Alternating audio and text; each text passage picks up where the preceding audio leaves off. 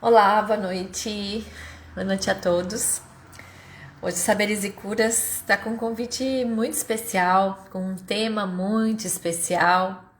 Vamos aguardar uns minutinhos para o Insta avisar as pessoas que já estamos ao vivo. Também aguardar a nossa convidada. Saberes e Curas, que é uma série de lives que traz, né, a todos vocês abordagens terapêuticas de várias espécies, com pessoas incríveis, né, que vêm somar ao meu trabalho e fazer com que a nossa consciência se expande, possa se expandir, né, e essas sabedorias todas se integrem, né. Então, tô vendo aqui que a Lígia já tá entrando, já mandou solicitação, eu vou aceitá-la.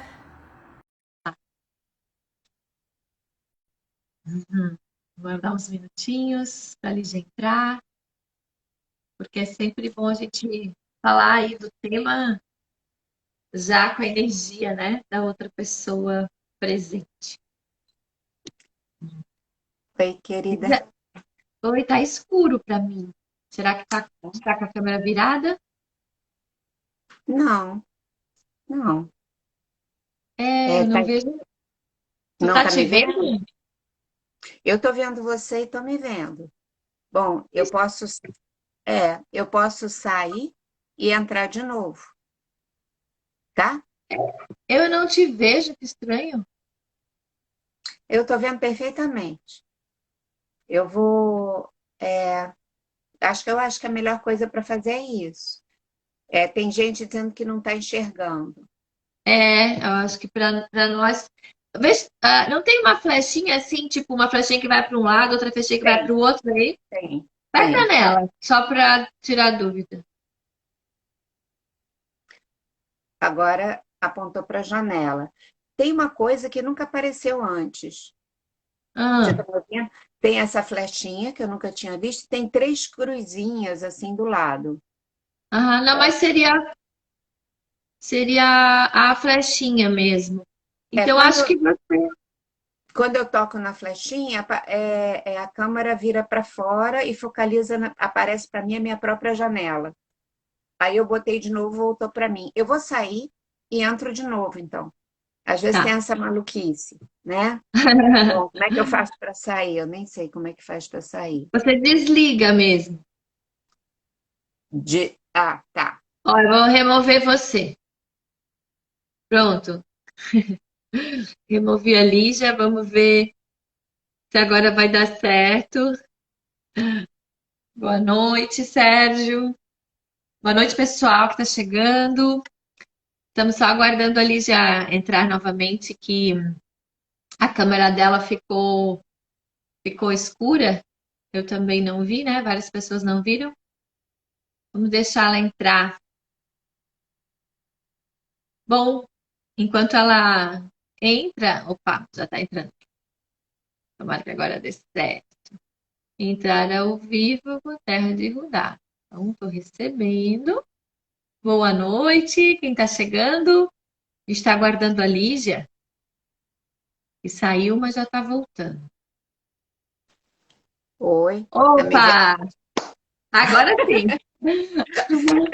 Ah, que bom! Que bom. Cheguei invisível.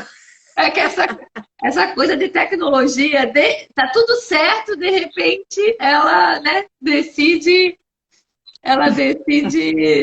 nos boicotar, mas a gente, né, confia e vai consertando. Lígia, querida, boa noite, né? Seja bem-vinda de novo. Boa Como é que noite, você tá? querida. Muita alegria. Eu estou bem, estou feliz de estar de novo, né? É um prazer estar aqui com você e com o pessoal todo que está chegando. Né, peço desculpas aí pela minha aparição invisível. Eu tinha usado hoje o celular o dia inteiro e estava tudo certo, mas são as surpresas. E A feliz. câmera deve ter virado para algum lugar. Lígia, Sim, estou super feliz com essa live, especialmente porque você já esteve aqui falando de astrologia, você já esteve aqui falando do tarô, né? Sim. E aí eu ficava pensando, embora eu já te conheça há algum tempo, você já fez o meu mapa, você já fez já tirou cartas, né? Mas existe também uma curiosidade, né? De quem é que está por trás dessa terapeuta, né? Como é que é a história dessa mulher que está trazendo, né, tanta sabedoria, ajudando tantas pessoas e, e aí falando, né, sobre a busca cada vez mais, né, de nós nos encontrarmos, nós mulheres nos encontrarmos, irmos, né, profundamente no nosso ser, reconhecemos o nosso verdadeiro poder, identificarmos quais são as dores do nosso feminino, né, buscar essa cura, né, do nosso feminino para poder potencializar ele nessa experiência como mulheres, né, que nós estamos vivendo aqui. E aí eu promovi 3 lives com pessoas que estão em gerações bem diferentes, né? A Bruna, menina, 24 anos, super talentosa, que ia com a mãe na terapia da mãe e já começou naquela fase de despertar, né? Para o que eu estou fazendo aqui, quais são os meus talentos, de onde vim, para onde vou. E aí ela contou um pouco para a gente essa trajetória de apenas 24 anos, mas de um mergulho, de uma paixão muito grande pelo autoconhecimento. Na semana passada veio a Marlene, que é uma pessoa, nossa, que assim, né? Acho que ela deve estar por aí, não sei se ela já chegou. Marlene, se tu já chegou, tu dá um oi aqui. A Marlene Fumagalli, que eu conheci, foi minha mentora, minha consultora de gestão de pessoas na época que eu trabalhava nas empresas, depois virou minha amiga, e que tem uma singularidade muito grande da maneira como vê o mundo e como lida positivamente com as circunstâncias mais corriqueiras da vida. Então, ela veio na semana passada contar para nós, né, o que o autoconhecimento pode ajudar aí na vida de uma mulher, ela que passou por um câncer também, e assim, buscou, né? Foi de encontro à cura dela de uma maneira muito linda, muito cuidadosa com ela e com tudo que aconteceu. E aí eu pensei, bom, quem é que, né, vai vir também, né, nos contar sobre o que é uma mulher que vai ao encontro de si? Daí eu fiquei muito feliz quando tu aceitou o convite. Queres te apresentar Ok, um pouquinho, já emendando com essa pergunta? sim.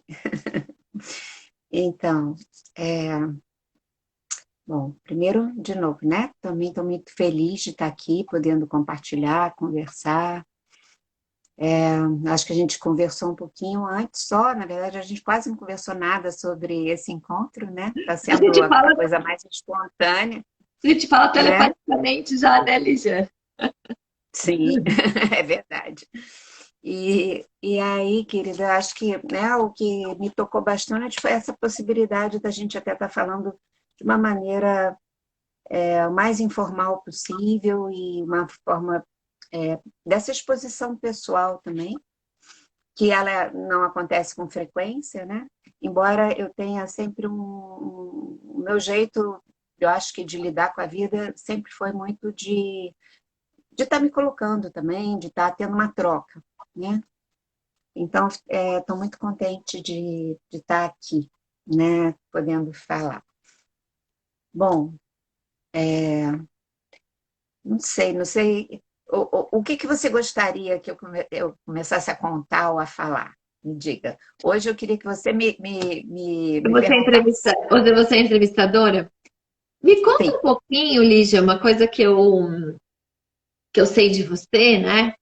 Que você, que a sua primeira profissão não foi essa profissão que você está hoje, né? uhum, E eu acho que muitas mulheres passam mulheres e homens também, né? Muitas pessoas passam durante um período da sua vida, não é uma regra, mas acontece com muitas pessoas, né? Passa um período da sua vida realizando um trabalho que não necessariamente as preenche, que não necessariamente identifica aquilo que está na sua alma, aquilo que de fato ela veio fazer, né? E muitos despertam, então, né, até por um certo desconforto, como se não tivesse exatamente no seu lugar, encaixadinho, né? Muitos despertam para uma mudança, mas muitas vezes, dependendo da posição que essa pessoa já adquiriu, né, da situação de vida em que ela está, torna-se desafiador fazer uma mudança adequando, né, a sua realização, aquilo que está na sua alma, aquilo que é o seu propósito. Tu pode nos contar um pouquinho de como foi essa experiência na tua vida? Posso? Claro, claro que posso. Então, eu acho assim, a minha primeira profissão foi a medicina, né? Eu acho que desde novinha eu fui muito imbuída por um desejo de participar de uma coisa no mundo, assim, de uma contribuição. Eu achei, na minha juventude, que a medicina seria muito uma forma de eu contribuir com com um mundo melhor. Acho que era isso. E, e eu adoro criança, continuo adorando até hoje, então eu fui fazer medicina querendo fazer pediatria, né? E, e fui fazer. E fiquei muito feliz sendo médica, né? Eu estudava muito, eu amava estudar aquilo, porque eu ficava muito surpreendida também de conhecer como é que a gente funcionava, o corpo da gente funciona, e isso me encanta até hoje demais, né? Era uma coisa muito encantadora. E eu gostava do trabalho, enfim. Medicina é um curso duro, né? E depois de você fazer 6 anos de faculdade, ainda tem 2 anos de especialização, né? E eu fui seguindo isso tudo. E daí eu comecei a trabalhar e tive, né, os caminhos meio que se abriram para mim também, em termos profissionais, né? Logo que eu comecei a trabalhar, eu também casei, né, tive meu primeiro casamento. Eu queria muito ter filhos, exatamente porque eu gosto de criança. Também porque eu fui, no primeiro casamento do meu pai com a minha mãe, eu fui a única filha. E eu queria muito ter, não um filho só, eu queria ter filhos, né? Era uma coisa que eu desejava realizar, e que não fosse repetir uma história de filha única, porque tinha sido uma experiência difícil, que depois eu posso comentar. Então, eu comecei a trabalhar e um pouco tempo depois que eu comecei a trabalhar, eu casei pela primeira vez com uma pessoa muito querida, uma pessoa com um coração muito especial. E logo eu fui tendo um processo de realização muito positivo, assim. Sabe, eu trabalhava, as coisas se abriam para mim, eu gostava muito do que eu fazia, eu tinha 3 trabalhos diferentes, né? Tinha consultório, então financeiramente também eu estava muito bem, né? E aí os meus filhos foram nascendo. Nasceu a Juliana, foi uma Olha, escadinha, me tudo. achará. Sim, tu achará. Nasceu a Juliana, depois nasceu o Alexandre, depois nasceu o Rodrigo, com pouquinha diferença, era um ano e pouquinho de um para o outro. A Nossa. Ju para o Xande são 2 anos, né? O Xande para o Rodrigo é um ano e um pouquinho. Então, era aquela escadinha, né? Enfim, e aí trabalho e as coisas iam caminhando. Quando eu acho que eu vivi os meus. Eu estava muito feliz, na verdade. Quando eu vivi em torno dos meus 39 anos, hoje eu tenho 68. Uhum. Eu, eu vinha de uma história também pessoal, de ter feito algumas terapias, mas terapias freudianas. Era a experiência que eu tinha para o meu desenvolvimento pessoal, por conta de conflitos familiares e tudo mais. Agora, aconteceram 2 coisas simultâneas, muito próximas. Uma, eu comecei a questionar o meu casamento. Não a pessoa que eu estava casada era uma pessoa, como eu falei, querida, uma pessoa, um homem de coração imenso, cheio de qualidade, mas ele completamente apaixonado pela família, mas ele não tinha essa aspiração que eu tinha de alguma forma, ter essa contribuição maior. Ele era uma pessoa que ele ajudava muitas pessoas, mas ele ajudava muitas pessoas numa prática da vida, ou de consolar em algum amigo que estivesse precisando.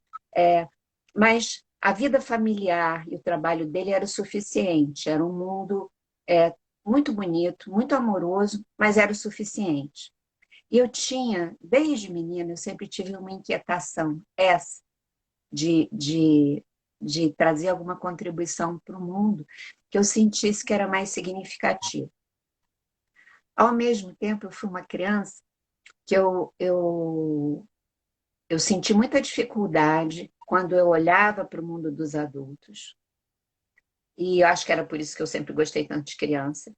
Porque eu olhava para o mundo e eu achava que os valores, os comportamentos, eram coisas que não faziam muito sentido para mim. Então, eu sempre tive essa coisa de questionar e querer contribuir para um mundo melhor, mas sempre muito reflexiva também a respeito das coisas.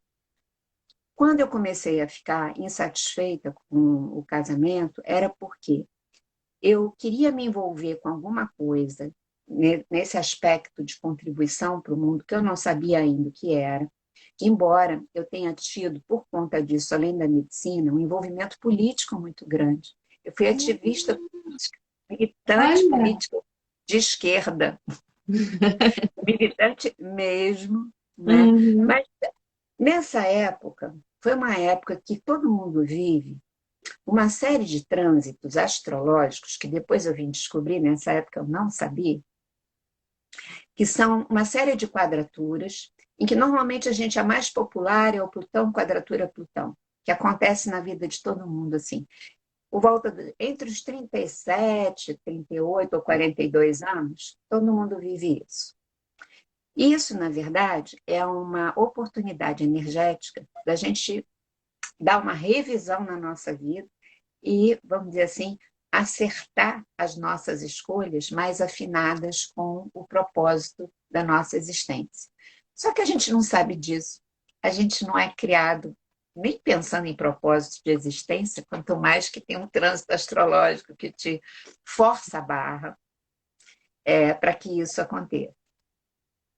Então, a forçação de barra, vamos dizer assim, desse trânsito ou acontecem coisas no teu trabalho, na tua família, no teu casamento, difíceis, que te pressionam, ou você internamente começa a sentir um mal-estar, começa a sentir uma falta de realização, às vezes inexplicável. E comigo foi isso que aconteceu. Eu comecei a sentir no casamento esse mal-estar, porque eu não sabia definir direito e eu ainda não tinha me percebido completamente. Então, eu ficava um tanto confusa nesse período ainda, porque eu tinha uma vida que, olhando assim, era uma vida que estava tudo ok. Estava casada com um homem muito querido, que me amava. Eu tinha filhos lindos e saudáveis. Eu tinha uma profissão que, naquela época, então, ser médica era uma coisa, né, que despertava orgulho da família, né, e tinha uma coisa assim. E era bem sucedida financeiramente. Então, o que eu estava reclamando?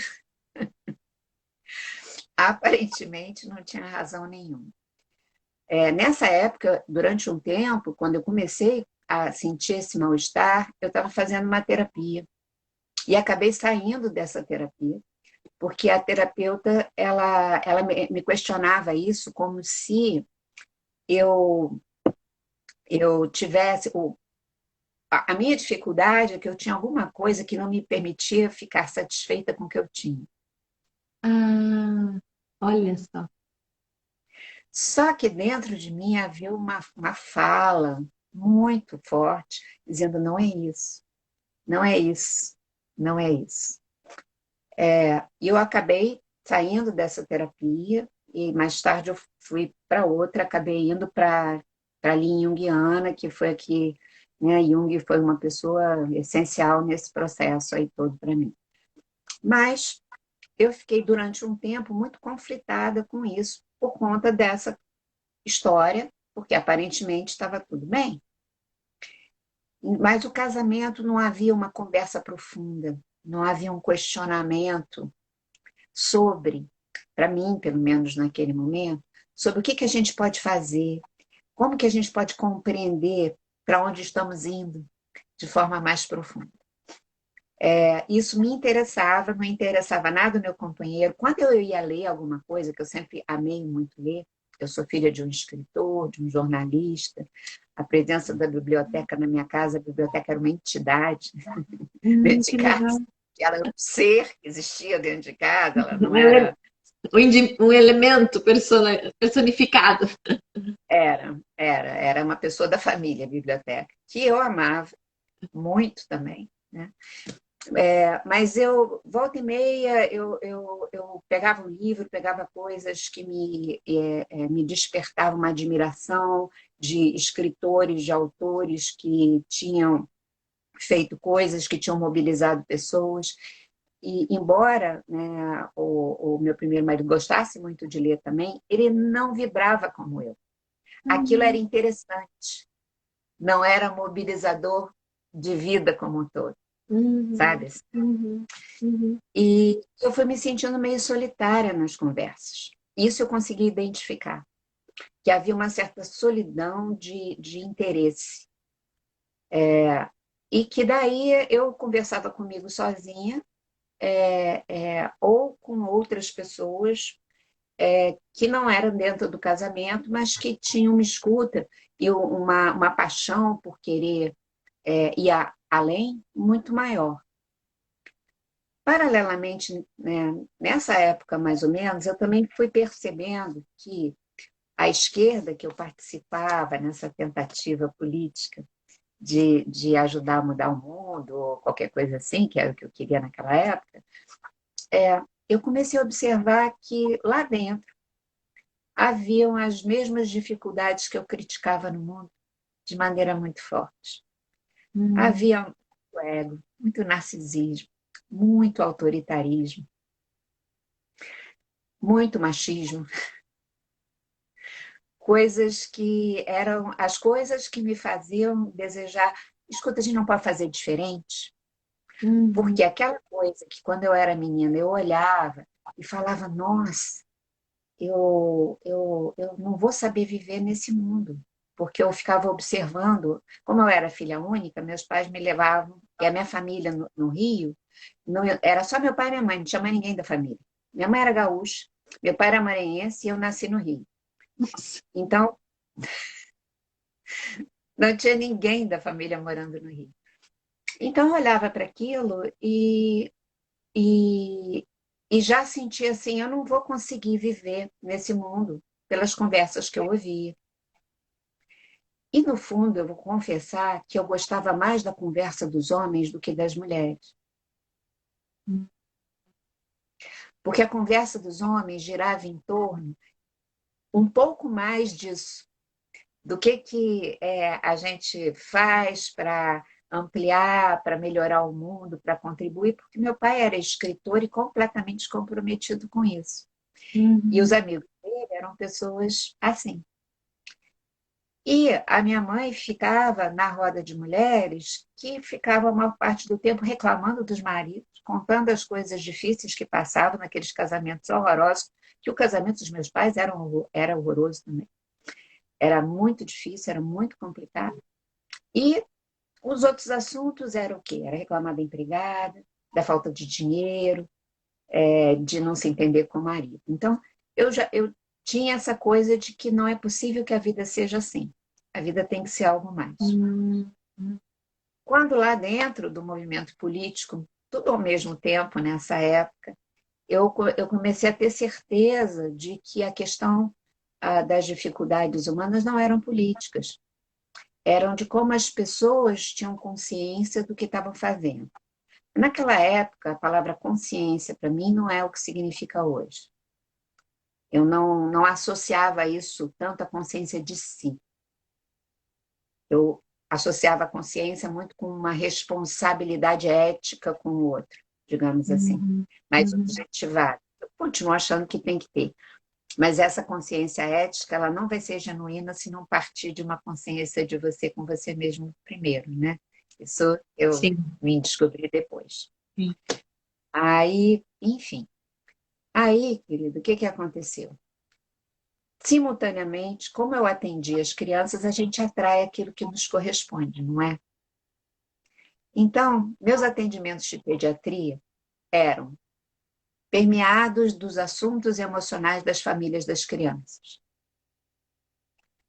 Eu sempre conto isso, quem me conhece já ouviu eu relatar isso, que junto dos meus outros amigos pediatras, às vezes eu juntava, assim, a gente conversava, trocava caso, comentava, e o pessoal sempre ria e brincava muito comigo, que dizia que quando chegava uma criança no consultório deles com gripe, eles tratavam a gripe, com diarreia tratava a diarreia. Eu era a única que eles conheciam que tratava a gripe, a diarreia, a separação da mulher com o marido, a confusão do pai da criança com a sogra e por aí vai. Uhum. Só que eu não sabia lidar com isso. Eu lidava com isso intuitivamente. Nessa época, então, isso ficou tão forte que eu resolvi que eu precisava entender um pouquinho de psicologia. E resolvi estudar um pouco de psicologia. E por um mecanismo totalmente, eu acho, de ajudinha da vida, né? Quando a gente está nessa busca de querer, eu acho que avançar, a gente recebe uma ajuda do universo, o nosso próprio centro, né? O nosso próprio Deus interior, o nosso self também nos encaminha junto com o universo. Eu nem sei dizer porquê, eu não me lembro direito. Eu resolvi que eu queria estudar Jung.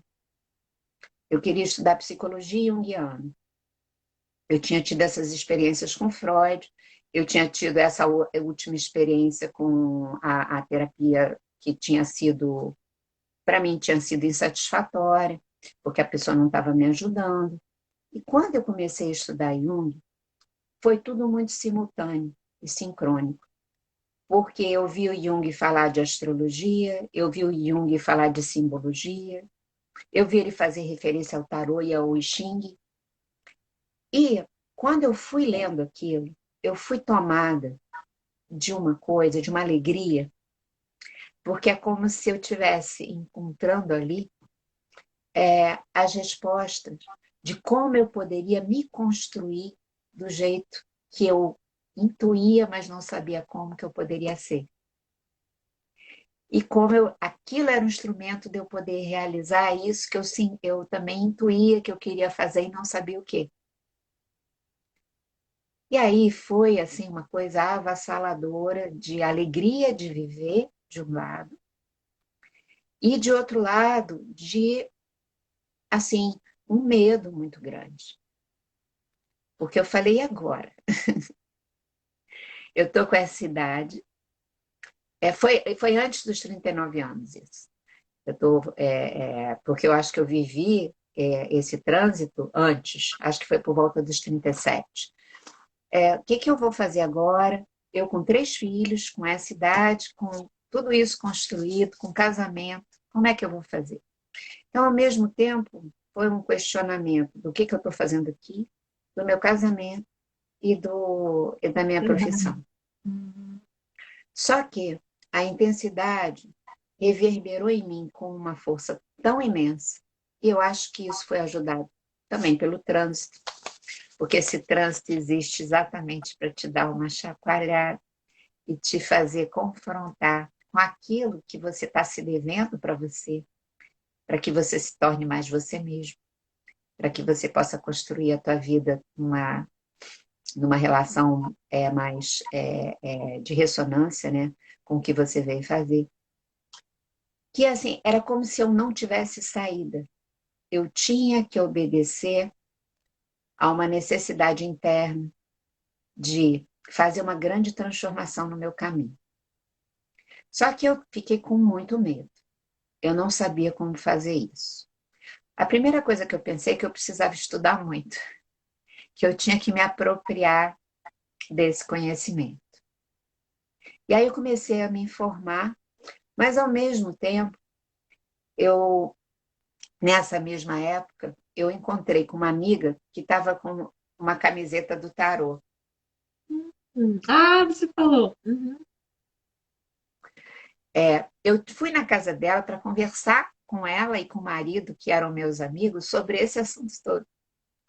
De como eu estava insatisfeita, desejosa de mudança, sabia que tinha arrumado um caminho, que tinha o caminho então, mas que eu estava com muito medo de enfrentar esse caminho. E aí, quando eu cheguei na casa dela, ela estava com a camiseta do tarô. E foi de novo uma coisa, de eu bater com o olho e falei, por que você está com essa camiseta? Ela fala, porque eu estou estudando tarô. Eu falei, é? Porque eu tinha lido alguma coisa do tarô do Jung, alguma referência dele.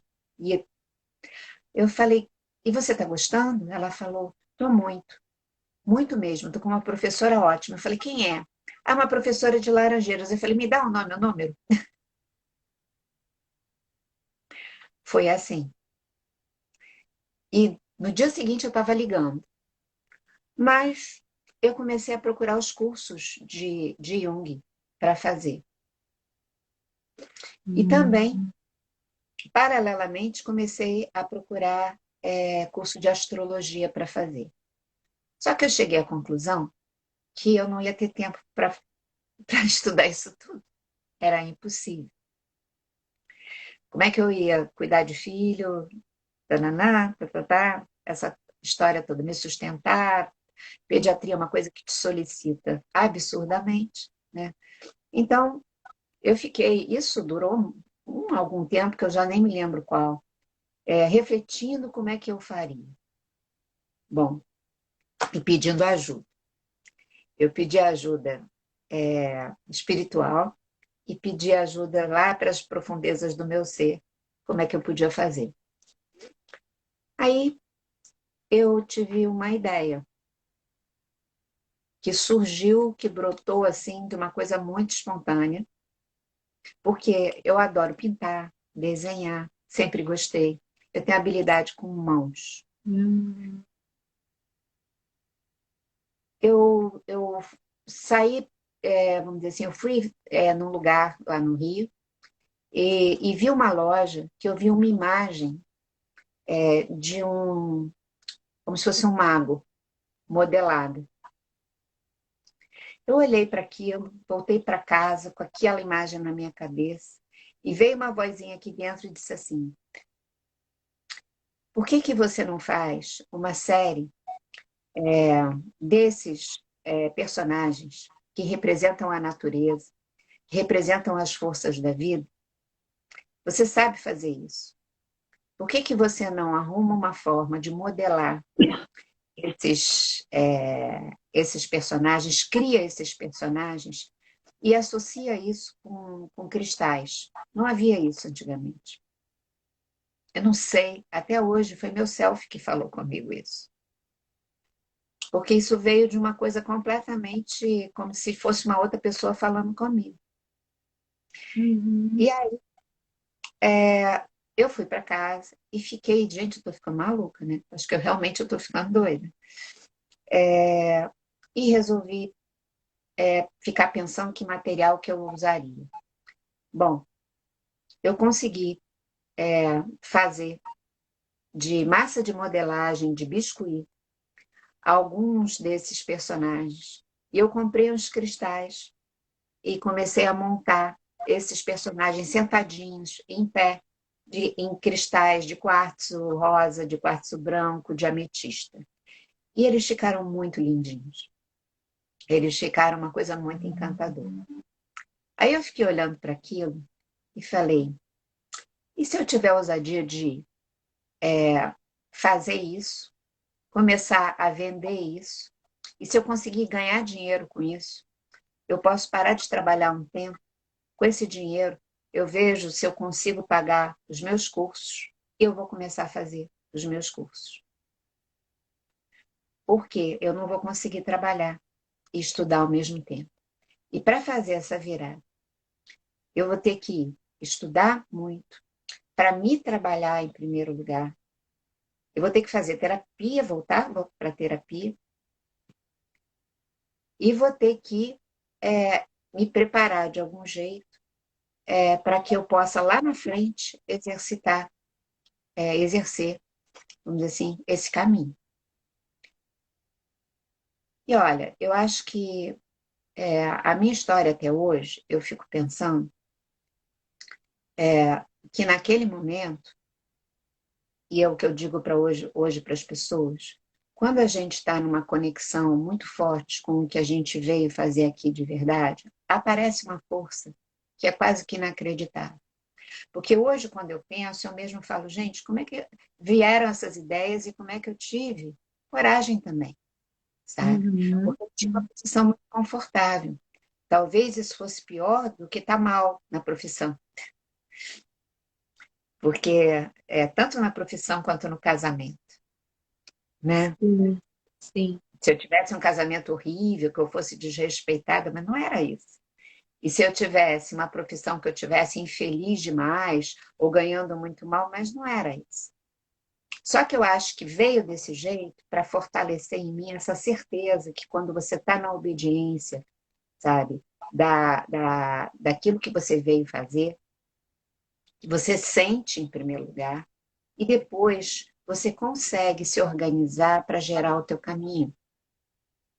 Vem inspiração, vem gente que te ajuda, acontecem coisas. Isso não é loucura. Loucura é quando a gente vai por um caminho que não é o nosso. Aí começa a dar tudo errado para ver se a gente saca que a gente tem que fazer uma releitura. Eu Olívia, acho. Oi, fala. posso fazer um comentário? Claro, Assim, é interessante porque a percepção que eu tenho é que você estava muito atenta aos sinais, né? Muito atenta aos sinais. E, e uma coisa foi emendando na outra, né? Não foi. foi uma queda trágica, né? Uma coisa foi emendando na outra, né? Esse aspecto de você trabalhar com as famílias, porque quando atende criança, atende família, né?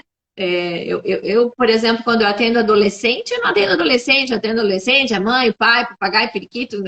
Todo mundo tem o teu WhatsApp e vira um grupo, né? Onde a gente já faz parte daquela família, né? Então, eu vejo assim que uma coisa foi integrando na outra e você estava muito atenta aos sinais, né? E eu acho que isso é uma peculiaridade de quem está mesmo consciente de si, né? Você falou, eu não tinha essa ideia de consciência, né? Mas talvez prestava atenção nos seus sentimentos, prestava atenção naqueles sentimentos mais sutis, porque a gente precisa de um desconforto muito grande quando nós estamos desconectados de nós. Aí a gente precisa quebrar o braço, a gente precisa ter um luto muito forte, precisa, né, passar por circunstâncias mais dolorosas. E não tem um jeito certo e um jeito errado, né? Estamos aqui só pontuando, e quando tu contas a tua história, eu vejo que comigo também foi aos 36. Eu fiquei Sim. grávida aos 36, tive o Davi com 37 e tenho certeza que foi nessa fase, né, do nascimento dele, que eu vivi esse acordar, assim, né, pro processo. E como você foi prestando atenção, né? É alguma pessoa que vem com uma camiseta, de repente você ouve a sua voz interior. Então, a voz tanto de fora quanto de dentro, bastante com volume alto, e você prestando atenção e uma coisa emendando na outra, né? Completamente assim, Ju. O volume era alto mesmo, a ponto disso, a sensação que eu tinha é que eu não podia desobedecer. E eu acho que isso que você falou de prestar atenção, hoje eu sou extremamente grata àquela infância lá, porque eu acho que o que me salvou, na verdade, foi a minha desadaptação naquele sentido de eu olhar assim para as pessoas e para o mundo e falar, não, não é possível que a vida seja isso. E o medo que eu tinha desde pequenininha daí, porque eu me lembro da cena de eu sentada numa sala ouvindo e falando, ah, meu Deus, como é que vai ser quando eu ficar grande? Eu me lembro Uhum. disso. Uhum. Então, foi a desadaptação e o medo de repetir a história das pessoas que eu via, muito, muito, muito infelizes. Eu não me conformava com essa possibilidade. Uhum. Isso, eu acho que eu agradeço a vamos dizer assim, a essas duas dificuldades muito grandes, porque eu acho que elas estimularam uma introspecção e uma observação em mim e no próprio mundo, sabe? De olhar e ficar olhando para ver se eu conseguia, em primeiro lugar, entender, porque primeiro eu queria entender para ver se era eu que estava equivocada e se o que eu via tinha algum sentido. Depois era para eu tentar descobrir uma outra maneira de construir a vida. Eu queria construir uma família que a gente pudesse conversar sobre o que a gente sentia, porque na minha família não se conversava. É, não se conversava mesmo. Eu queria dos problemas maiores, das coisas mais íntimas, havia as formalidades. E havia umas decisões que, se tomar, pareciam de repente tomadas, mas as coisas não eram conversadas, não é? Eu queria construir relações que houvesse essa troca. Eu queria trabalhar numa coisa que me fizesse muito feliz. Por quê? Meus pais se separaram. Meu pai foi um homem que me deu uma referência de trabalhar em uma coisa que ele gostava muito. Mas a minha mãe foi trabalhar depois que ela se divorciou do meu pai. E foi trabalhar numa coisa que ela detestava, embora ela fosse formada em belas artes. E Olha, ela sabia pintar e desenhar como ninguém, mas ela não bancou isso no mundo. Lígia, você é Ela uma combinaçãozinha de papai e mamãe bem direitinho, né? E depois, ó, subiu, sim, juntou e subiu. sim, sim.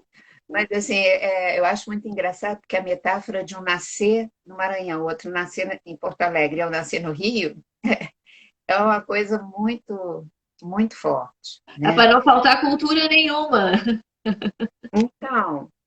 Então, mas eu acho que essas coisas foram muito mobilizantes no sentido de apurar essa observação de mim e observação dos outros.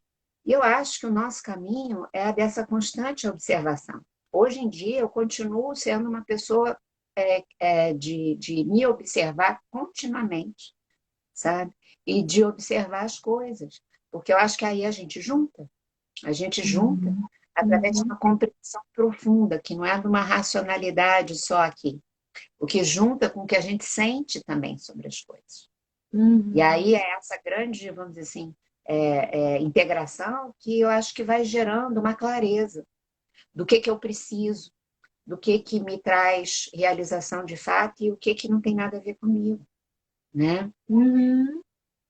Eu acho que também eu tive uma coisa de, quando jovem, eu tive contato com umas pessoas que foram muito importantes, porque eu acho que meus pais tiveram umas pessoas amigas que foram muito especiais. Então, elas não eram da minha família. Como a gente morava no Rio, assim, não havia a família de sangue. Então, eu também fui muito habituada a considerar a família pessoas que fossem afetivamente próximas, não necessariamente de sangue, sabe, Uhum. por conta dessa história. Mas eu tive algumas experiências, principalmente com duas mulheres. Uma se chamou Anisa Ar, que era casada com o dono da editora Zahar, que é uma editora que existe até hoje, de livros, que era muito amiga do meu pai e da minha mãe. O marido dela, o Jorge Zahar, também era. Eram pessoas que eu considerava como tios. E outro foi o Guimarães Rosa, o escritor, e a Uhum. mulher dele, que eram, assim, muito amigos dos meus pais, e eu considerava como meus tios os dois. Uhum. Agora, a Anisa Ar e Araci Guimarães Rosa foram duas mulheres que me encantaram a infância, a juventude toda. Foram referências de mulheres extremamente corajosas. A Ani, pessoalmente, comigo, quando teve a época da ditadura em 64, meu pai foi muito perseguido. Minha casa foi invadida, foi uma coisa muito complicada. E o meu pai já estava desaparecido há uma semana, porque ele sabia que ele estava sendo perseguido. Eu estava só com a minha mãe em casa. E meus avós, que moravam em Porto Alegre, tinham vindo para dar um amparo para minha mãe, que estava muito descontrolada com isso tudo. No Nossa. meio de uma madrugada, eram 7 homens com metralhadora na mão entraram na nossa casa, pra você ter ideia. E ficaram lá, esperando que meu pai desse sinal, porque eles queriam era levá-lo preso. E me trancaram no quarto. Só que eu sabia o que estava acontecendo, eu tinha 10 anos, eu sabia de tudo o que estava acontecendo. E eu fiquei em pânico.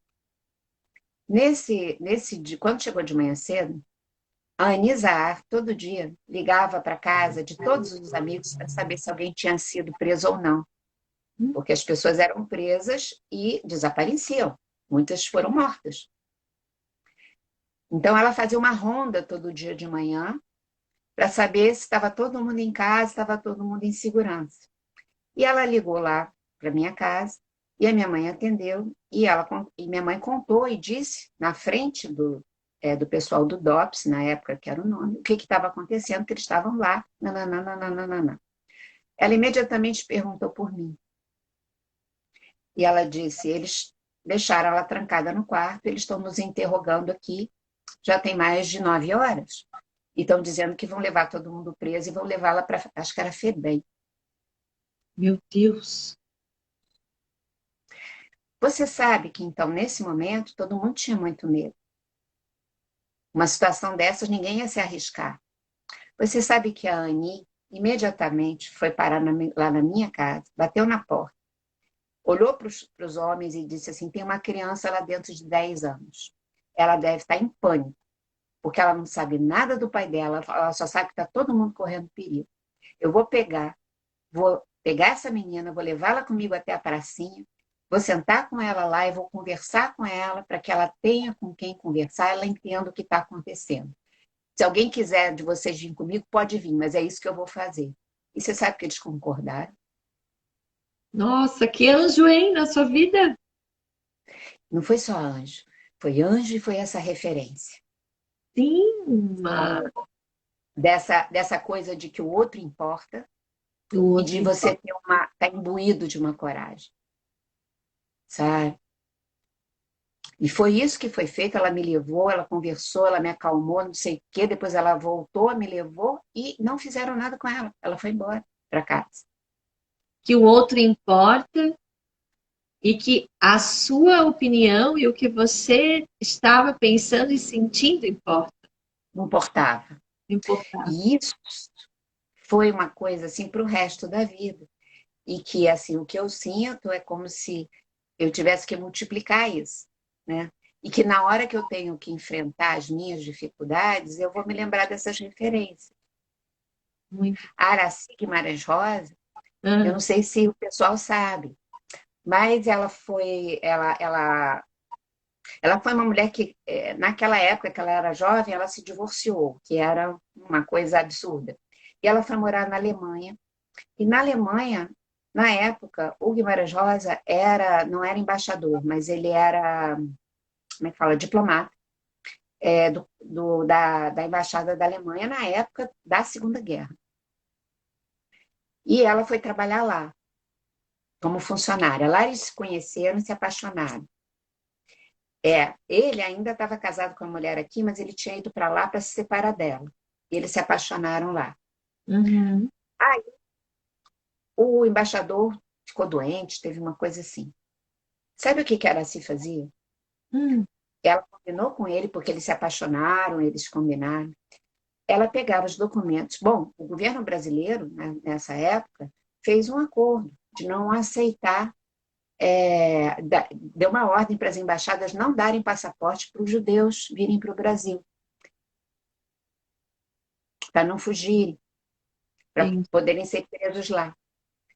Você sabe que ela pegava os documentos das famílias judias, ela levava, o Guimarães Rosa dava o visto como se eles não fossem judeus, e assim eles salvaram Tantas pessoas. centenas de pessoas que vieram de navio. E você sabe que eu tive a coisa assim maravilhosa de ser terapeuta da filha de uma dessas pessoas que veio desse jeito. E a gente descobriu depois uma história Ligaram que, as coisas. sim, eu por conta da história dela, eu pedi que ela reunisse os documentos e fizesse um álbum de família, e ela acabou descobrindo o passaporte do pai.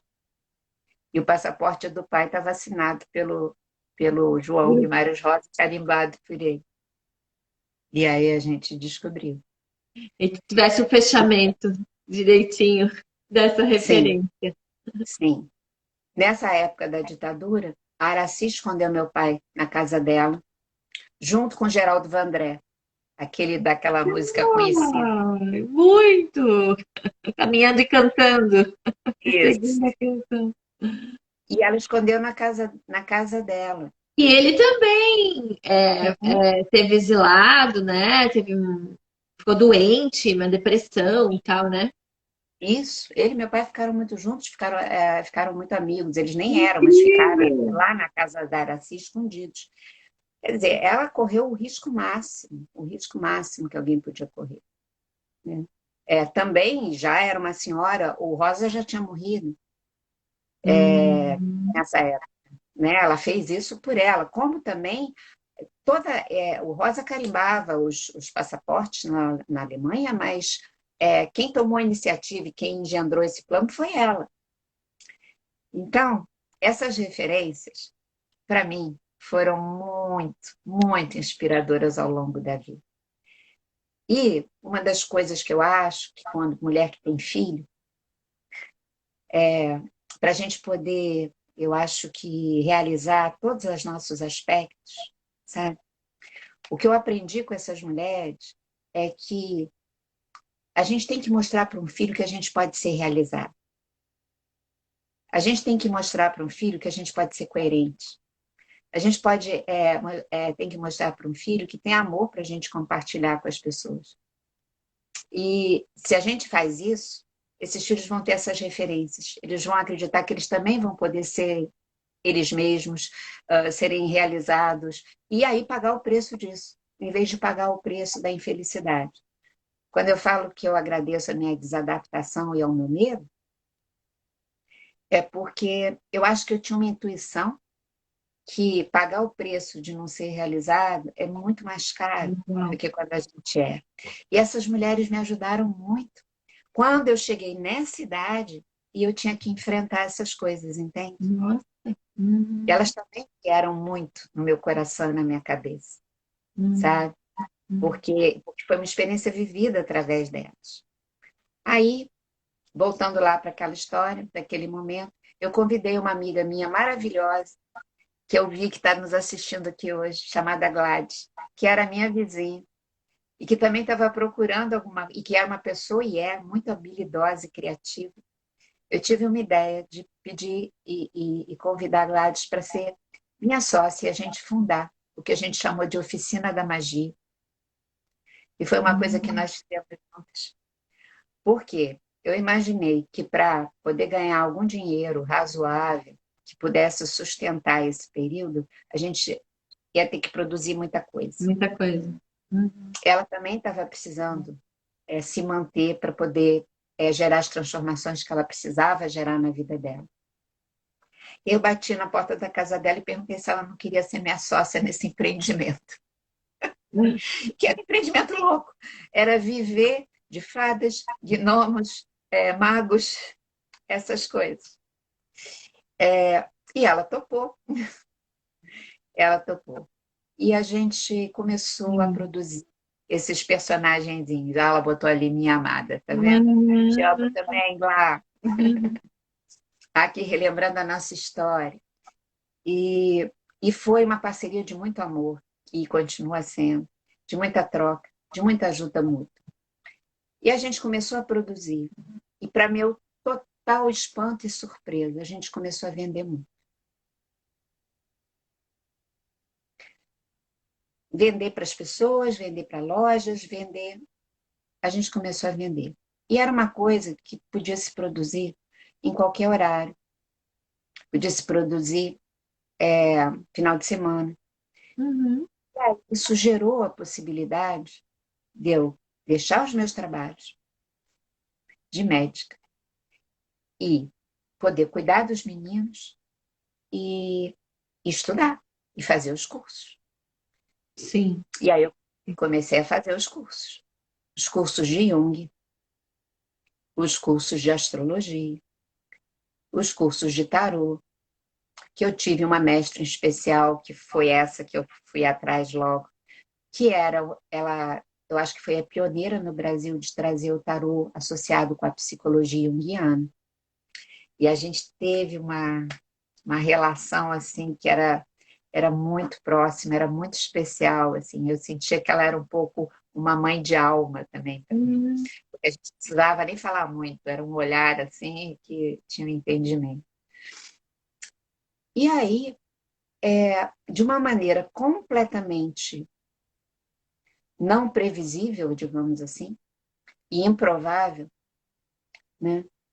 A gente foi trabalhando, foi ganhando algum dinheiro, eu fui conseguindo fazer essas coisas, pagar os estudos. Agora, cada vez mais, eu estava mais apaixonada e eu tinha certeza absoluta que o meu caminho era esse. Cada vez mais também eu me percebia, eu me conhecia mais.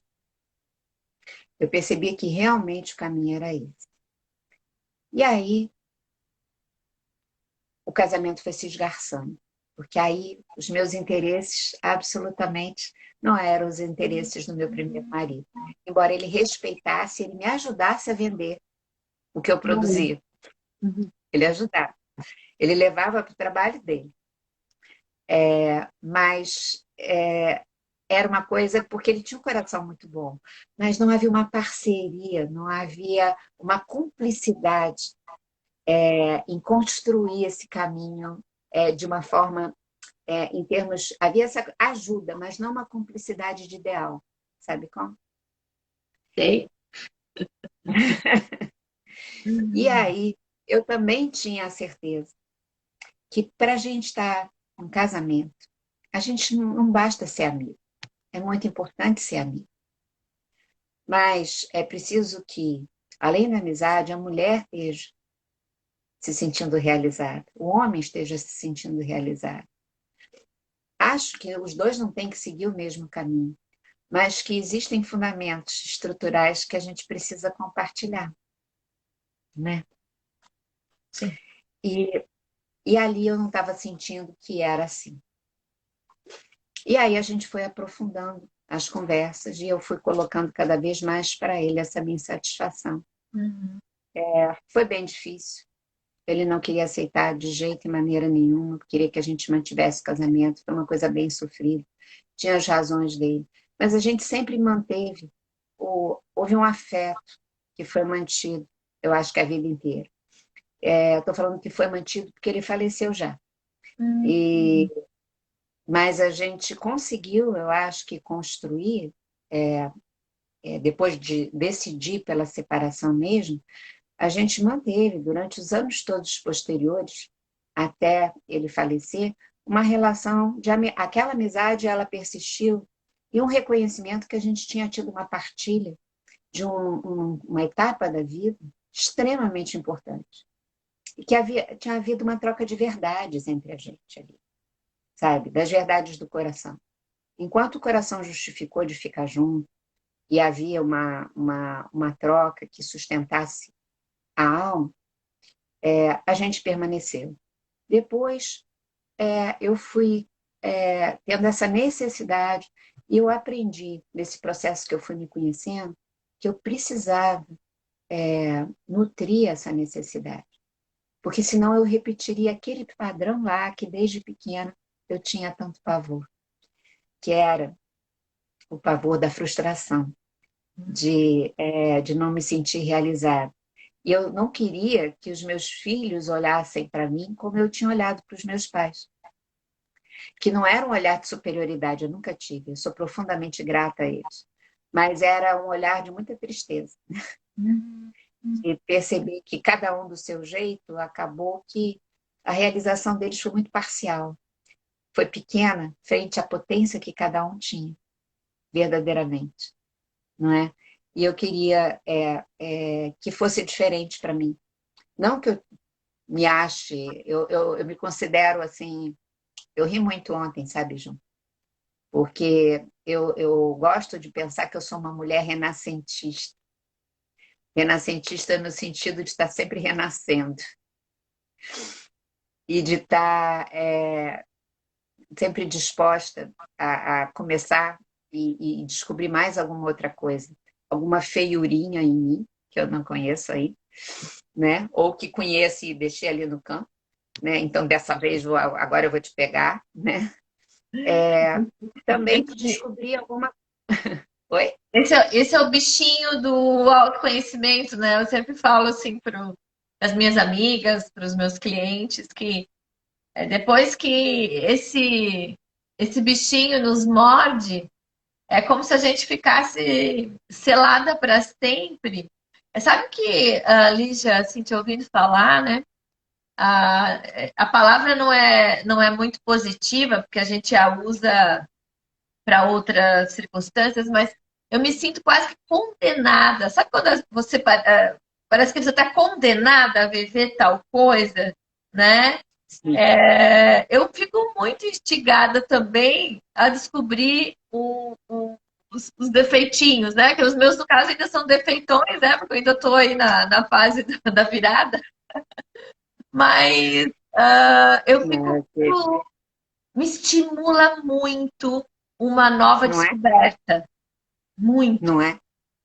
Porque, assim, eu acho que isso tudo serve para a gente saber, assim, que quando você enfrenta aquilo, você se ganha, né? É, Você fica mais liberta, você fica, né? Eu acho que a seiva da vida vibra mais dentro da gente. Então, eu falo renascentista nesse sentido, né? E de também poder descobrir outras coisas. Eu gosto de me interessar por tudo que possa trazer sentido e que possa ampliar algum significado para a vida também. Então, os renascentistas lá eram pessoas que tinham essa coisa, né, de se relacionar com vários aspectos da vida. Mas, para mim, é tudo que possa contribuir para ampliar o significado daquilo que eu vivo, daquilo que eu penso, daquilo que eu sinto, né? Então, é muito assim. Mas eu ri porque eu penso assim sobre mim mesmo. Mas ontem eu fui assistir uma aula de história e o professor de história deu uma espinafrada na palavra renascentista. Ele criticou e tudo mais. Eu falei, gente, não, eu adoro usar essa palavra. Então, eu acho que esse caminho foi me levando para sucessivos também estados de morte e renascimento. Esse período foi um período que eu acabei conhecendo o Sérgio também. Eu fui estudar astrologia, eu queria saber sobre como é que a gente viu o karma. Não era o Dharma naquela época. Naquela época nem ninguém falava de Dharma a nível astrológico. Era karma, no mapa. E ele me disse que ele não sabia fazer isso tão bem, mas ele conhecia um astrólogo que fazia. E ele me indicou o Sérgio. olha, conheci a história desse encontro agora. Conheceu. Aí eu marquei uma consulta que eu quis ver quem era. E aí eu fui lá e achei o Sérgio muito esquisito. Eu falei, ele é muito grande, tem um palito no cabelo. Tá demais. Achei esquisito. Mas houve uma coisa muito forte ali que aconteceu, de identificação muito Ah, grande. ah. Porque aconteceram fenômenos estranhos quando a gente se encontrou É, nessa consulta. E foram mesmo, foram muito estranhos. Acho que foram 3 fenômenos estranhos em 1 hora de consulta, então foi um negócio nossa. marcante. Assim. Porque a partir daí também eu acho que a gente ficou. Eu não sabia nada da vida dele, fiquei sem saber muito tempo, eu não sabia se ele era casado ou não. Então eu nem pensava em ficar com ele nada. Eu ainda estava casada, já estava no processo de elaboração da minha separação. Mas conhecer o Sérgio de alguma maneira, eu vi que eu poderia conhecer alguém que eu não pensava que fosse ele, Sim. com quem eu poderia ter o diálogo esse que eu aspirava e eu não estava conseguindo ter no Era meu uma casamento. referência aí para você também, né? Uhum. Também. E esse dia foi um dia muito marcante. E o que que aconteceu de esquisito, só para a gente brincar aqui um pouco, mas uma Fiquei brincadeira de curiosa, verdade, mas eu quis né? perguntar. Então, eu acho que a primeira coisa que aconteceu é que era um consultório que tinham várias salas, era um lugar que tinham vários consultórios. Mas nesse dia, era de manhã muito cedo, porque eu ainda trabalhava como médica. Um dos meus empregos era ser médica do IBGE. Hum. E eu ainda trabalhava lá. Então, eu tinha que, pouco tempo depois disso, é que eu acabei me desligando totalmente. Eu tinha que trabalhar, eu fui muito cedo. E aí, ele estava me atendendo e, de repente, ele disse: tocou a campainha, você me desculpa, eu vou lá ver quem é. Não é estranho, não tem ninguém para chegar agora, nesse horário hoje. Aí eu falei: tudo bem. Ele levantou, voltou e falou: muito esquisito. Falei: o que foi? Não, não tinha ninguém. Falei: não é possível, alguém tocou e saiu correndo. Vai ver que é isso, sei lá. Eu falei: tá bom, mas eu não dei importância. Aí ele sentou e continuou conversando comigo, falando coisas que estavam me impressionando a respeito dessa coisa toda do karma e tudo mais, relacionado com o mapa. E a lâmpada do abajur explodiu. E a lâmpada explodiu e caiu toda fragmentada. E ele foi pegar os cacos de vidro e aí ele cortou a mão. E o sangue dele pingou no meu mapa. Só faltava ser na casa do amor. Nem me lembro onde é que foi, porque foi um negócio tão assim.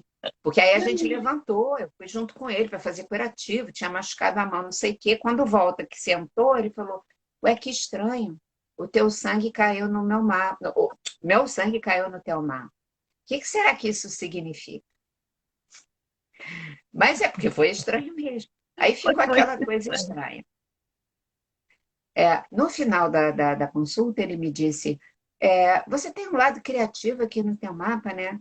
Aí eu ri e falei assim: já que você está falando isso, eu vou te dar uma coisa que eu fiz. E eu estava levando uma das coisas que eu tinha fazia com a Gladys. E eu peguei e dei para ele. Aí ele disse: toma, de presente para você. Aí ele parou, olhou e disse assim: ué, eu ganhei uma coisa que você fez semana passada. Eu falei: claro que não. Ele falou: ganhei sim. Eu ganhei da fulana que comprou de uma pessoa no trabalho dela. Bom, resumo da ópera. Ela tinha comprado do meu primeiro marido, a aluna dele.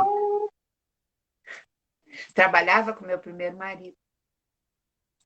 Comprou e tinha trazido de presente para ele.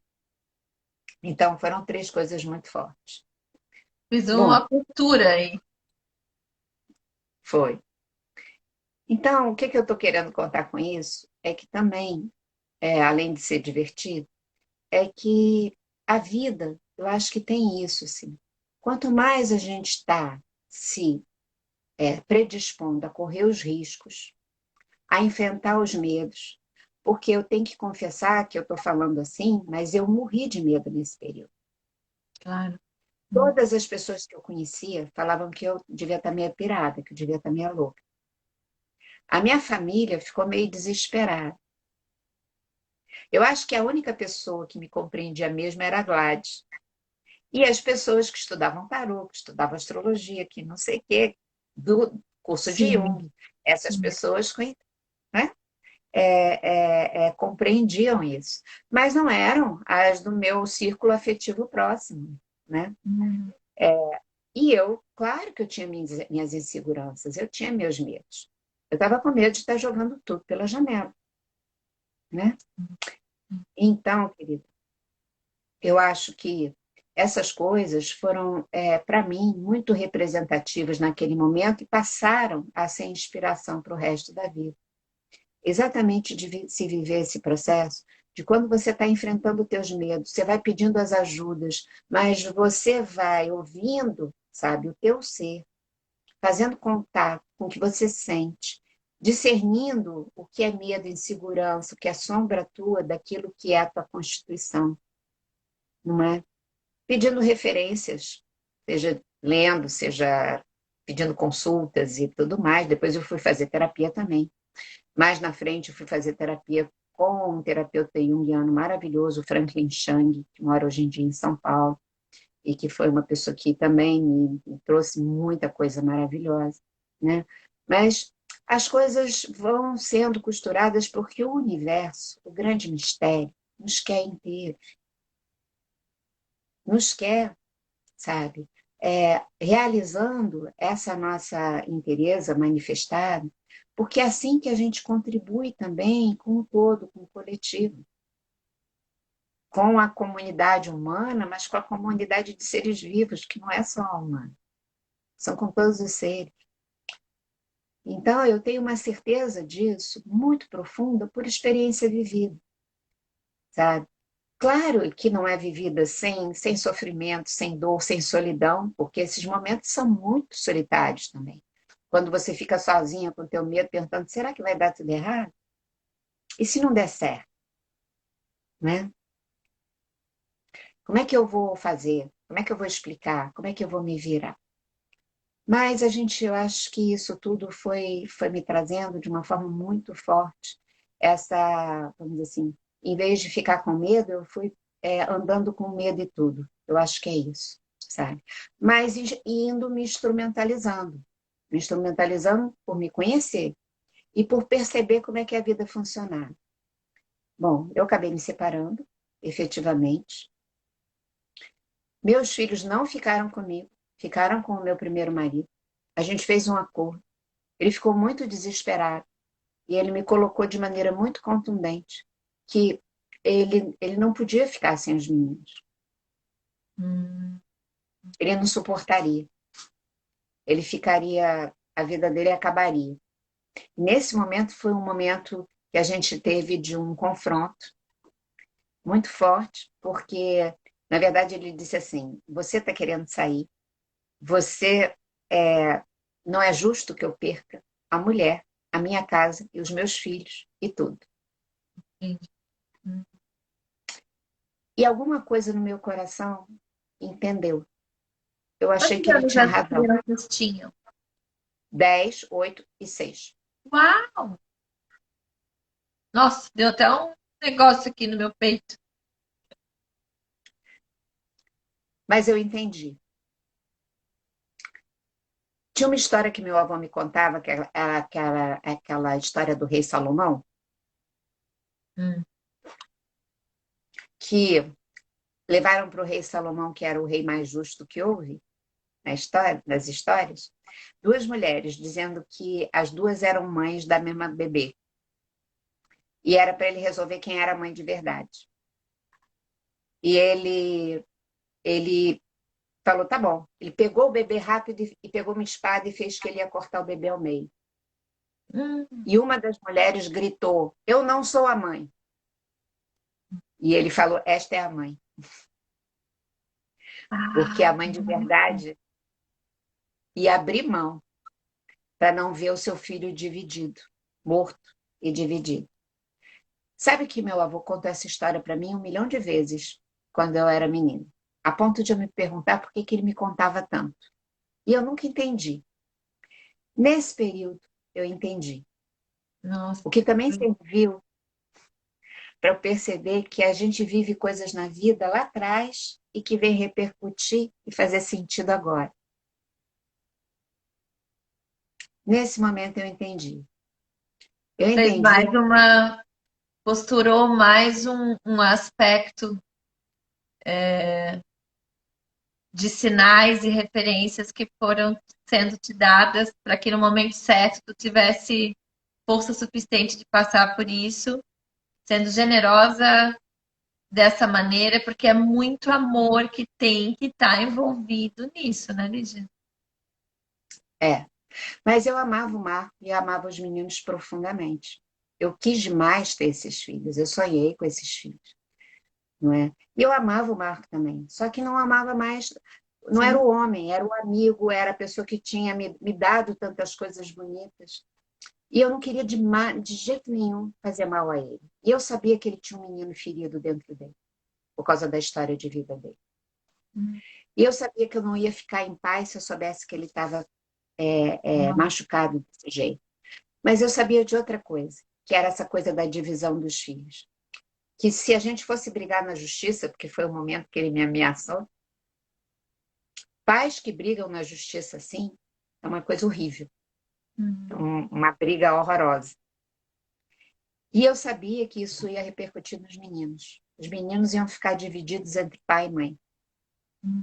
E eu não queria que eles vivessem essa divisão, a história do rei Salomão, Sim. de terem que ficar divididos entre pai e mãe e viverem esse conflito. Então a gente fez um acordo, mas demorou também. Foram muitas e muitas noites que eu passei em claro para sentir o que seria o correto e o justo nessa situação. Porque naquela época, homens não ficavam com os filhos. Sim, E claro. eu sabia o que isso, mas eu sabia também que ele era muito amoroso e ele era muito capaz de cuidar deles, porque a gente teve uma coisa de criar os meninos muito de parceria. Ele tinha uma coisa de cuidado nele muito forte. Senão eu também não deixaria. Se eu achasse que os meninos não fossem. Sim. Com certeza não. Mas isso eu tinha certeza.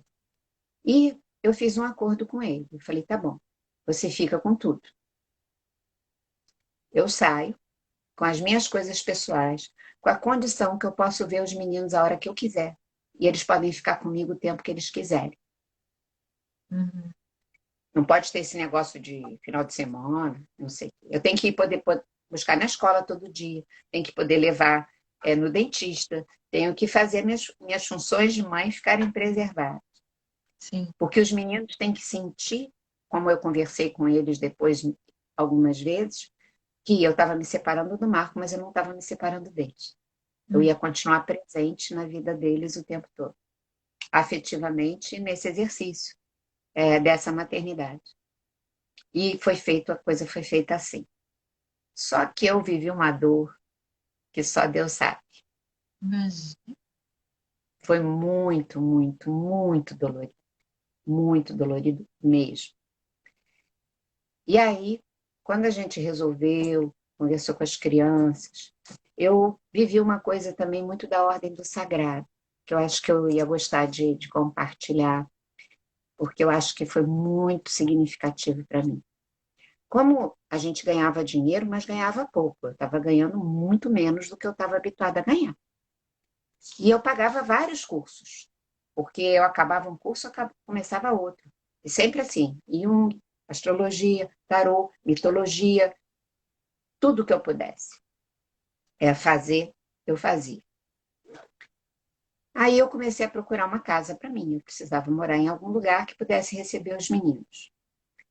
Eu sempre assim, eu nasci no Leblon, fui criada na Zona Sul, morava lá no Rio, num lugar bem bonito, chamado Ponte da Saudade. Tinha uma situação socioeconômica muito confortável. Eu achei um apartamento que eu pudesse pagar num bairro mais simples, chamado Estácio, lá no Rio, que é um bairro muito de sambista, é, né? Muito, na verdade, da onde saiu a escola, Estácio de Sá, né? Que é um bairro mais simples, mas ali eu podia pagar. E consegui esse apartamento. E fui morar lá. A Gladys, inclusive, me ajudou bastante a colocar almofada, planta, sabe? Aquele apartamento que você acaba decorando da forma mais simples possível e tudo. Amigos deram coisas, enfim, para tornar o apartamento habitável, mas eu estava tão mexida com aquela situação, com essa experiência de ficar longe dos meninos, que eu não estava nem prestando atenção em nada muito bem.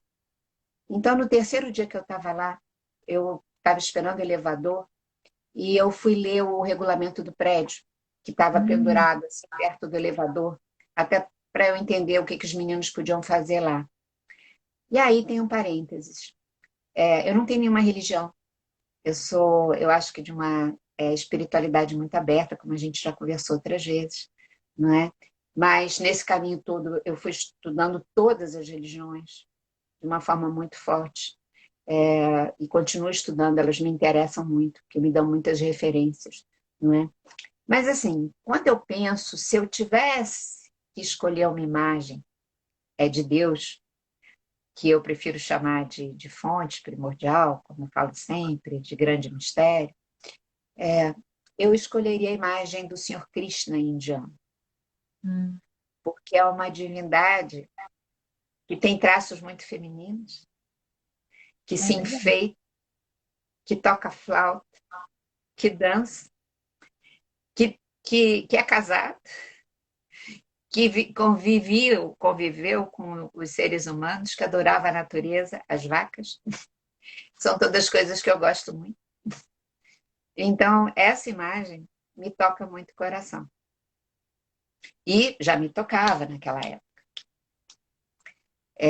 de uma espiritualidade aberta e muito alegre, em Hum, que se canta, se dança para Deus. E aí eu fui ler o regulamento do prédio. E, para meu espanto, esse prédio lá no Estácio se chamava Edifício Krishna. Uma coisa totalmente inusitada, porque é, era muito mais natural que lá tivesse, se fosse para homenagear alguma divindade, pudesse ser alguma divindade cristã, ou quem sabe até das religiões africanas, por hum, conta da proximidade com toda a questão de escola de samba e toda a tradição africana que é muito forte. Mas Krishna foi uma coisa totalmente inusitada. Aquilo, para mim, foi tão significativo que foi como se eu tivesse recebido um grande sinal, uma grande mensagem. Como, ao ver aquele nome, o que eu senti foi assim: te acalma, fica tranquilo, tá tudo bem, você está na casa de Deus. Foi isso que eu senti. tá protegida. Uhum. E isso foi muito fundamental para enfrentar aqueles medos. Porque vinham as pessoas amigas e criticavam, e eu ficava sabendo das coisas e tudo mais. O interessante disso é que hoje, muitas dessas pessoas me pedem ajuda, fazem consulta comigo, pedindo ajuda porque tem questões que ainda não foram resolvidas. E isso, para mim, é significativo e também me dá uma alegria, não de eu me sentir, tá vendo, mas de eu confirmar o meu caminho e, por isso mesmo, poder ajudá-los. Porque se eu tivesse continuado como eu estava, eu não poderia, Uhum, uhum. não é? Então, eu acho que tem essa coisa assim. E aí, meu bem? Mas esse capítulo, né? Eu acho que a exemplo dos outros, muito atenta, né, Lígia? Muito atenta aos sinais. É como se eu acredito que seja assim, né? Mas falando de você, muito atenta a essa comunicação que o tempo todo vinha de várias maneiras. Sim, eu acho que tem essa coisa da conversa com você e dessa observação do que a vida está conversando contigo, Exatamente. através das pessoas, das coisas que acontecem, né? Dessas sincronicidades, porque além da vida ficar muito mais interessante, né? Quando a gente vive desse jeito, a gente vai tendo balizas. Eu acho que a gente. E se a gente não entende, a gente pode também perguntar.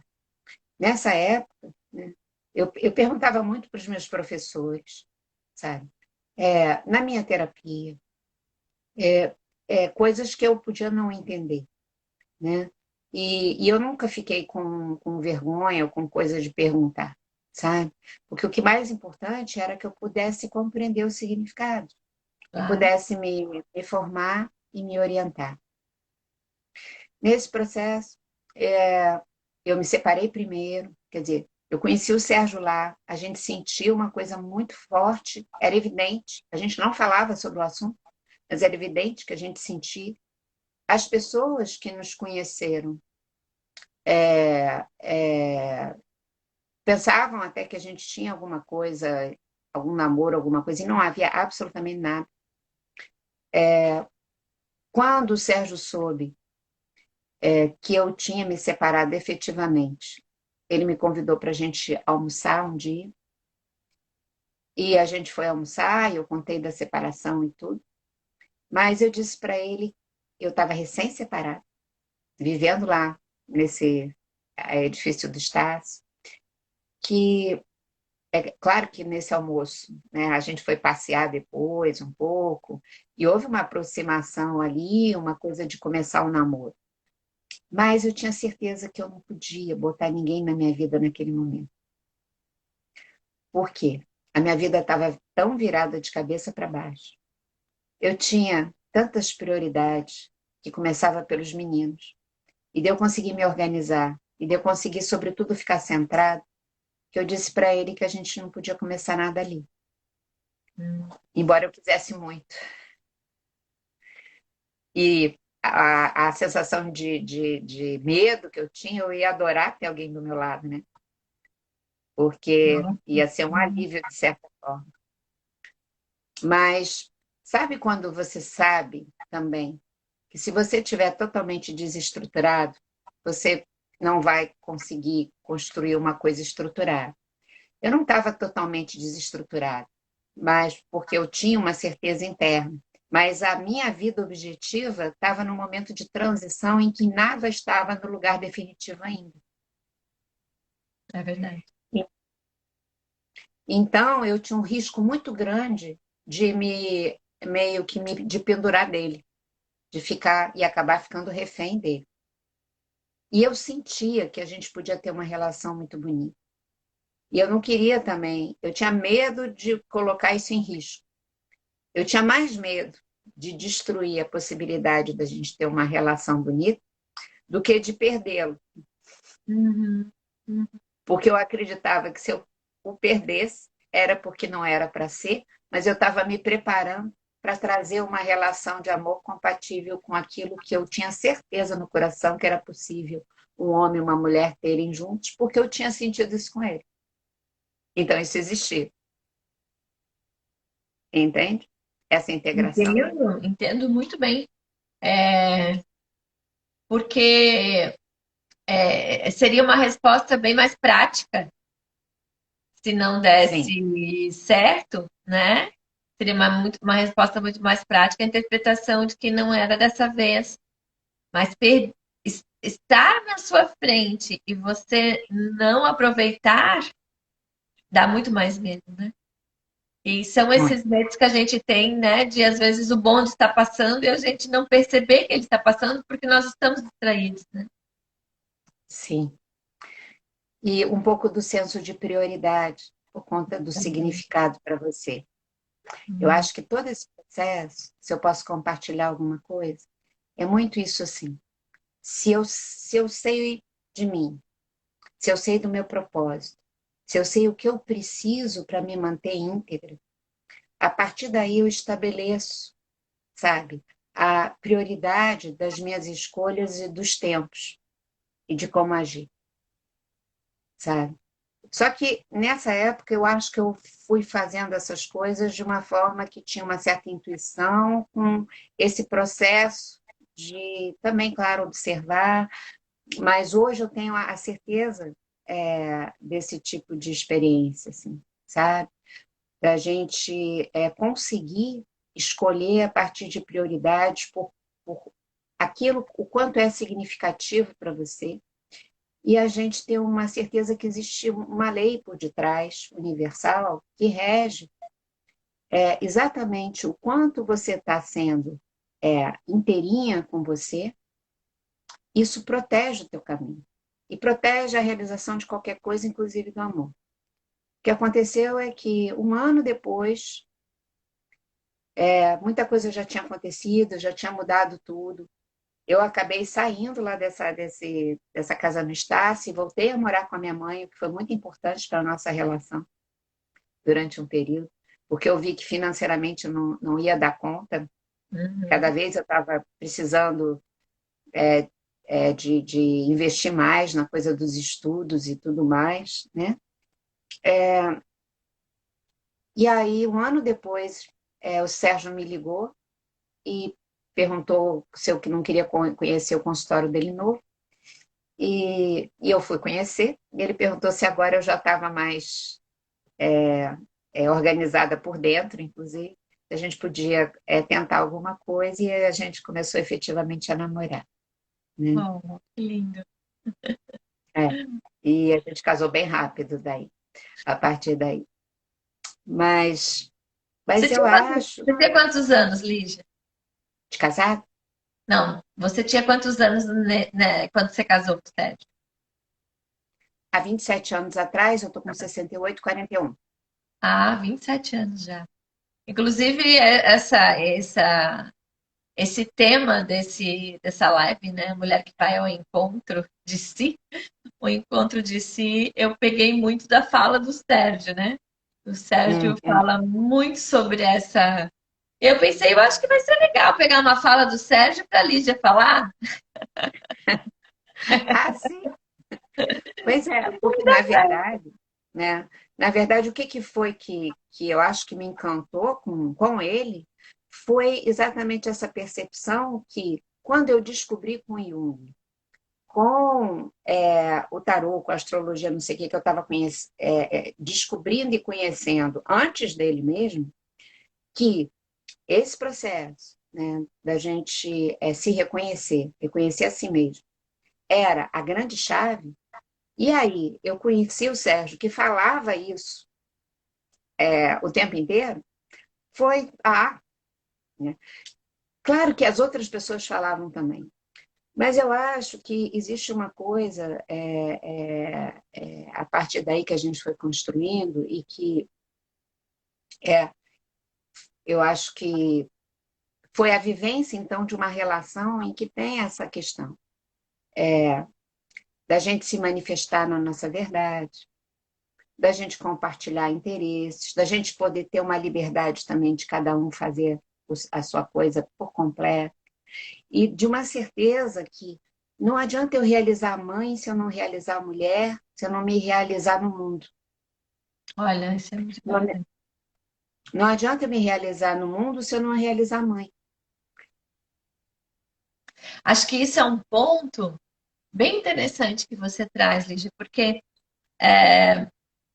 na nossa cultura, né, dessa ancestralidade, né, que foi educando a mulher e do próprio homem também, do patriarcado, enfim, muito essa coisa da mulher ter um único papel, da mulher estar centrada na coisa da maternidade, né? Então, quando você fala isso, nossa, eu acho assim que ficou, você trouxe muito bem, né? Que ela pode se realizar como mãe, que ela pode se realizar como mulher, que ela pode se realizar dentro dessa participação no mundo, né? É meio que um triângulo existencial que nos completa, né? Exatamente o formato do corpo, né? Que lindo Sim, isso! E que quando estamos focando só um lado, achando que é só isso, dá um ruído, né? E a gente se sente desconfortável. E essa inquietude, né? Alguém colocou aí ainda há pouco, né? E essa quietude é uma fala que quer ser ouvida, que quer nos que dizer precisa. algo que a gente ainda não conseguiu entender, mas que vai entender se prestar atenção, né? Se olhar de fato, né? Sim, eu acho que quando eu falo assim, eu acho que aquela minha inadaptação muito desconfortável de criança, o medo. Depois, nesse momento aí da vida, que de repente, aquilo que inicialmente fez um enorme sentido, o casamento, a profissão que eu tinha escolhido, Tudo. O mal-estar de uma insatisfação, isso precisava ser ouvido. Por quê? Quando a gente está indo num caminho, pode ser que num período aquele caminho seja extremamente importante de ser vivido, porque você vai desenvolver coisas necessárias para você mesmo ficar mais inteira naquele caminho. Mas posto aquilo, tem uma coisa de você ir adiante, ampliar mais ainda a tua experiência de manifestação da tua inteireza. Se você ficar no conforto, que aquilo ali, que já é a zona do conhecido, você começa a atrair a tua alma. E a alma atraída começa a gerar desconforto para dizer: ei, olha para mim, estou aqui, não sei mais o quê, bababá. Então, a acomodação, o medo e às vezes um olhar que não escuta a alma, aí a gente perde a parada, né? A gente boicota a própria vida. É.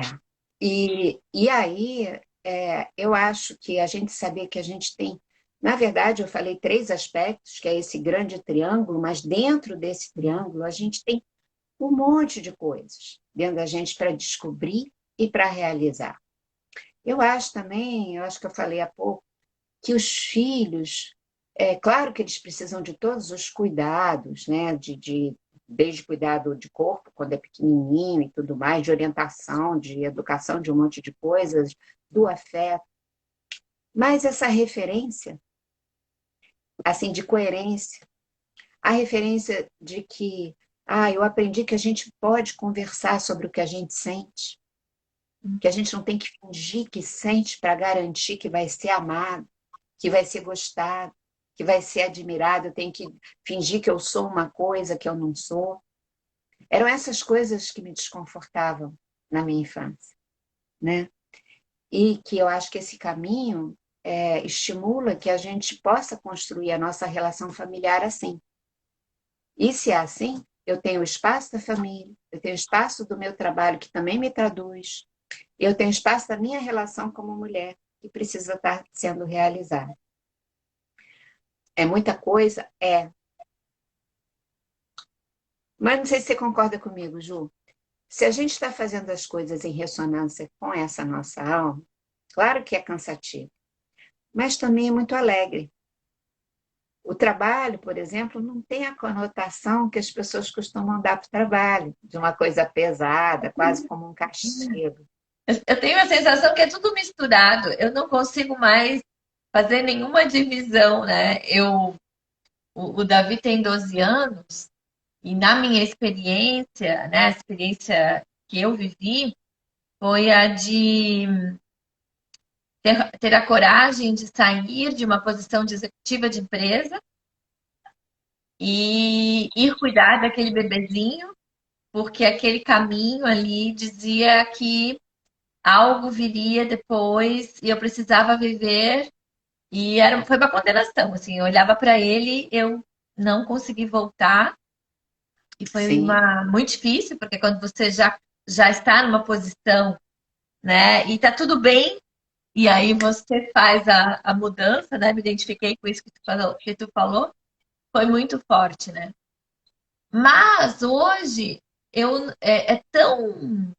tá tão integrado essa coisa da minha mulher, da maternidade que eu tenho com ele e do meu trabalho, que não há mais nenhuma divisão, sabe? É uma unidade. Se eu experimento alguma unidade nesta vida, é essa. Se eu consigo trazer alguma referência de como deve ser a unidade, né? É essa sim.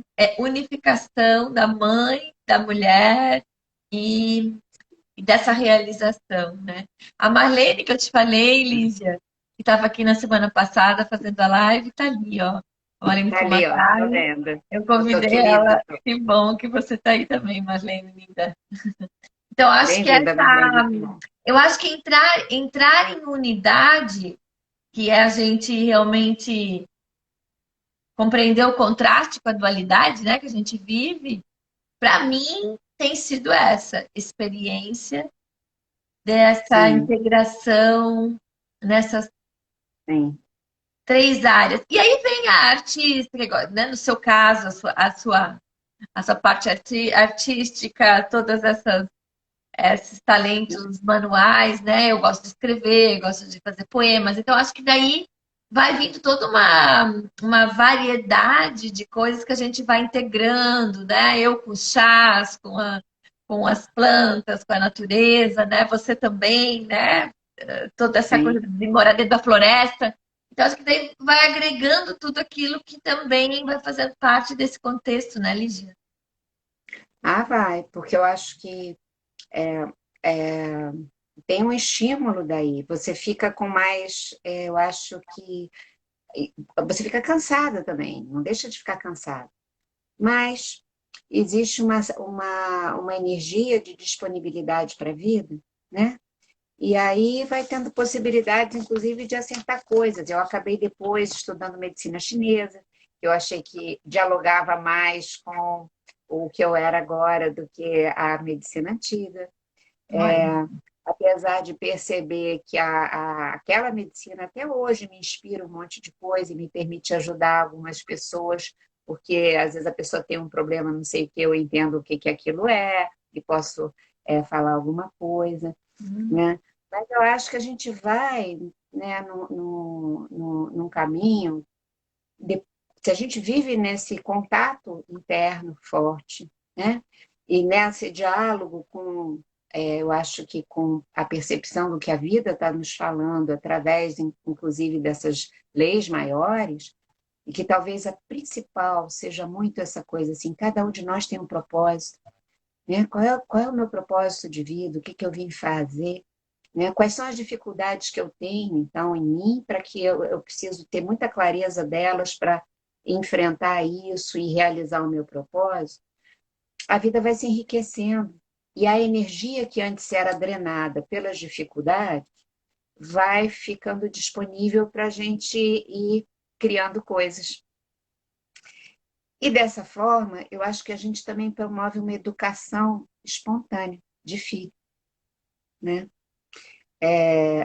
Porque fica uma maneira de viver em que a gente também acaba se interessando muito e mostrando para os filhos o que você está sentindo, o que você sente sobre isso, né? Sabe que assim a gente desenvolveu, acho que eu e o Sérgio, uma coisa de fazer das festas de Natal em casa, embora a gente não seja cristão, né?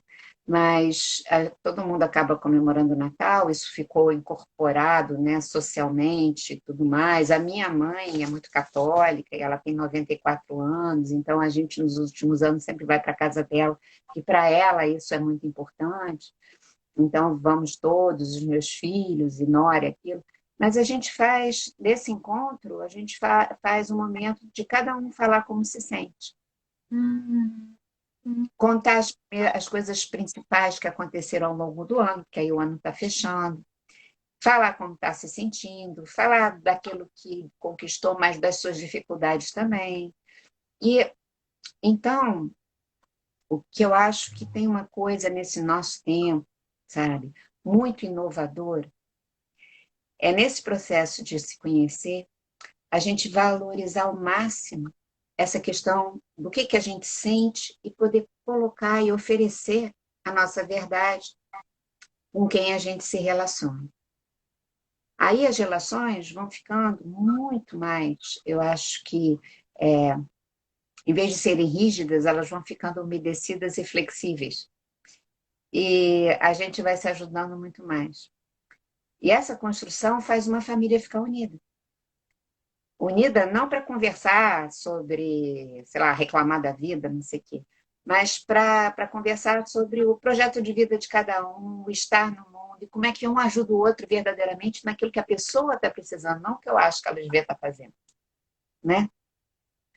Então, eu acho que esse caminho, para mim, foi, e está sendo, né? Continua sendo, porque cada vez é uma etapa, né?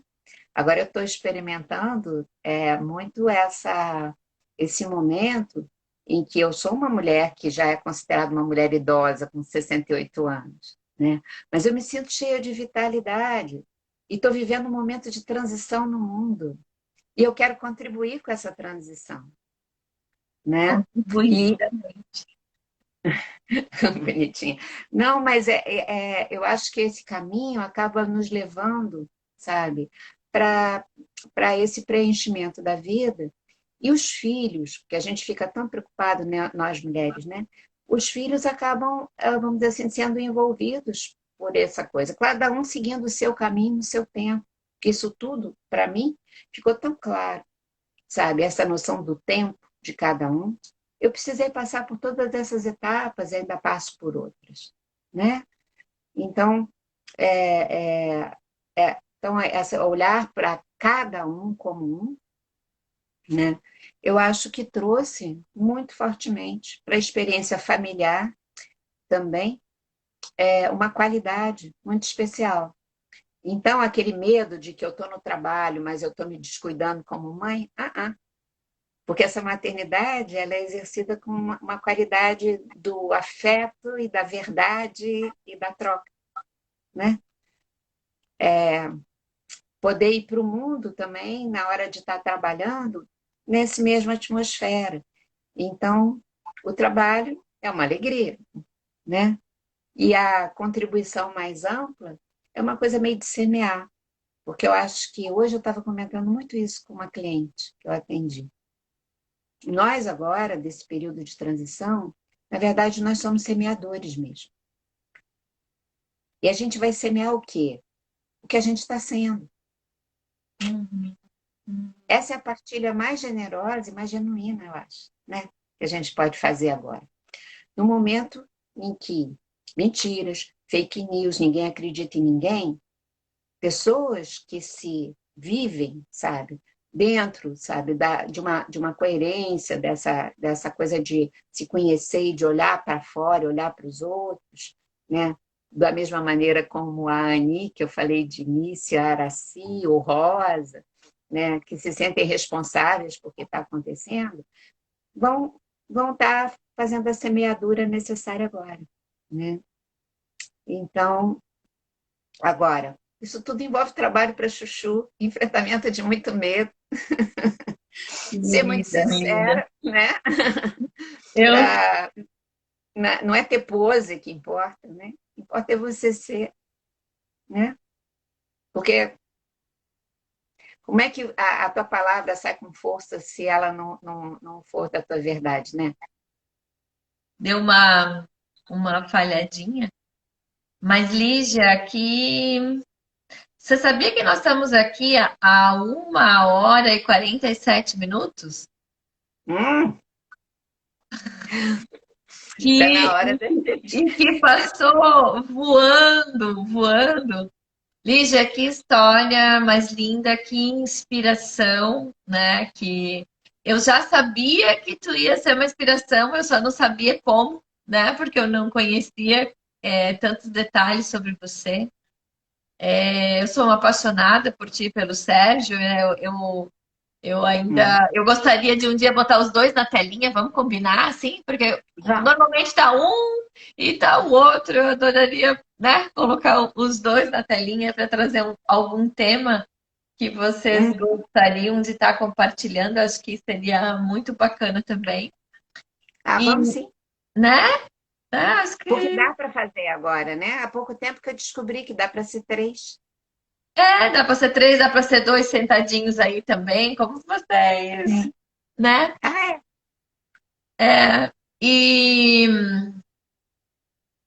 E assim, foi incrível para mim, né? Realmente validar, e acho que muitas pessoas que estão aqui assistindo validaram também suas histórias na tua, validaram as suas crenças novas sobre como seguir com a vida, que é esse despertar para os sinais, de perceber tudo que acontece, toda a comunicação, né?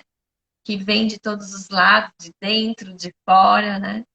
E eu fico muito feliz mesmo, assim, de estar podendo gravar esse vídeo, que eu acho que, né, vai ficar gravadinho lá no feed, que a gente vai poder ver várias vezes. E dizer para você, assim, né, quando você fala que tá no momento que tu tá agora, assim, que é dessa vitalidade, que é dessa gratidão e desse amor de ajudar outras pessoas, dessa semeadura, né? Eu espero que tu viva mais de 100 anos, né? Para ter bastante tempo nesse estado, né, de semeadura, porque nós que participamos do Tornar-se Presente, do Terra de Rudá, das lives de vocês, do grupo, temos um grande presente, assim. E agora eu estou conhecendo ela desde criancinha. Bom, deixa eu te falar então e falar para todo mundo. Tenho o maior amor e carinho por você. É uma alegria estar aqui. É uma alegria estar conversando com as pessoas, né? É aquela coisa que a gente comentou, né? As mulheres antigas sempre fizeram, né, as suas rodas para compartilhar suas histórias. Isso é muito nutridor. A gente sente falta, ainda mais num tempo de pandemia. Você é uma companheira de conversa maravilhosa, porque você vibra, você pergunta, você tem as perguntas certas, isso é uma delícia. E eu estou muito feliz de ter ficado esse tempo conversando. Nem senti, eu não estava olhando o relógio, não estava olhando o tempo. E agradeço os votos de 100 anos. Sim, eu tenho vontade de viver muito, né? Porque eu tenho certeza que a vida continua, mas eu adoro estar aqui, adoro Tá a aqui, vida, né? né? Adoro mesmo, sabe? Não tem essa coisa, não. Eu gosto muito de estar aqui. E eu só tenho que agradecer, querida. Agradecer muito, né, a oportunidade, agradecer todo mundo que esteve com a gente até agora, né? E dizer que bom que a gente pode, eu acho que é isso, compartilhar, né, as nossas verdades. Acho que a gente fez É um isso. pouquinho do que essas mulheres, né, ao longo da história fizeram, só que dessa forma agora tecnológica possível, né? Ah, isso. A Magda colocou. Para quem está perguntando sobre o grupo, na verdade, pode me pedir no direct ou no direct do Terra de Rudá um número, né? Pode passar o número do seu telefone que Sim, a gente passa lá no grupo do WhatsApp para ser incluído. Fala você do grupo, né? Eu estou falando do grupo aqui. do Tornar Presente, da Terra de Judá. É. Então, Terra de Judá é o meu grupo de trabalho, né, com outros terapeutas também, com a Regina, com a Rosa, com o Mari e com o Sérgio. A gente está junto há 13 anos. A gente tem um trabalho que é um trabalho gratuito de partilha de conhecimento, de meditação, todo dia, em grupos de WhatsApp, que se chama Tornar-se Presente, que existe desde 2014 também. E que é um lugar ali eu acho que partilhar essa coisa do melhor que a gente tem, né? É uma alegria quem quiser participar, manda um zap para a Rosa Valgott, que é uma pessoa do grupo. O telefone dela é o 21 do Rio de Janeiro, né? 985058500. Deixa eu colocar aqui, Lígia. O Rio é o quê? 21 21, 9. 985, peraí, 985 no, ai, meu Deus, agora até eu esqueci. Deixa eu olhar rapidinho aqui. Eu Olha, falei, depois daí eu já, a esqueci. gente já coloca aqui, as pessoas já conseguem pegar. Sim. Deixa eu ver aqui se eu consigo encontrar rapidinho aqui. Por quê? 985058500. 985058500. Vou publicar aqui. Pronto. Isso. E é um lugar de partilha, né? E nesse momento todo da pandemia, eu percebo que tem sido um lugar importante para todos nós, né? Que a gente Nossa, troca uma muito. companhia diária. Uhum. Você não só se torna presente, como nunca mais se sente sozinha. Lígia, querida, nós conseguimos testar que não fomos derrubadas em 1 hora, mas nós não vamos arriscar não ser derrubadas 2 horas. Vamos terminar uns Não. minutinhos antes para poder gravar. Gente, Bom, obrigada. Lígia, obrigada. E até a próxima. Tá bom? até. Obrigada a todo mundo. Adorei. Obrigada, Ju, também. Adorei. Tchau. Tchau.